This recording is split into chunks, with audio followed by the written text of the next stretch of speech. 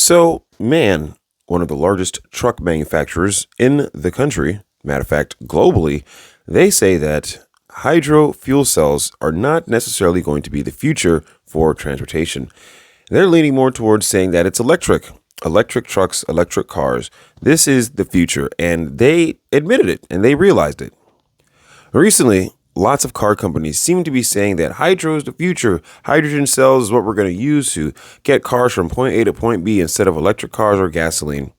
And honestly, it's starting to look a lot like this is just some sort of scam to pull over your eyes instead of making you want to buy electric vehicles. Major car companies are trying to, I would say, fool or trick many people into staying away from buying EVs because they know that's the future and they know they are not anywhere close to keeping up with the future. So they're just trying to tell people anything they can, in my opinion, to keep you from going towards buying an electric vehicle. And they know that they are in a tight spot right now because you have car companies like Tesla and BYD coming out the gate swinging really hard right now, making electric vehicles that are very compelling, and the prices are dropping to where they're becoming at price parity with regular internal combustion engines.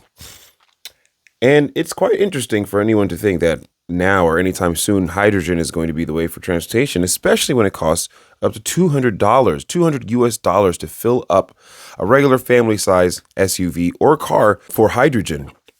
I mean, this is not cheap at all. Costing $200 to fill up your sedan, you're a soccer mom or just trying to get to work or late and you got to sit there and pay that much money. I mean, it doesn't seem very, valuable in my opinion to be paying that much money just to fill up your car. And not only that, there's only 59 retail stations to fill up. And I'm talking totally in the United States of America. So how are they going to say that hydrogen is the future when they only have 59 stations that you can go to currently to fill up? I mean, that seems like a long shot for them to say that this is the future when they don't even have the infrastructure built out anywhere close. And people say that electric vehicles don't have the infrastructure built out, but compared to hydrogen, it's built out pretty great.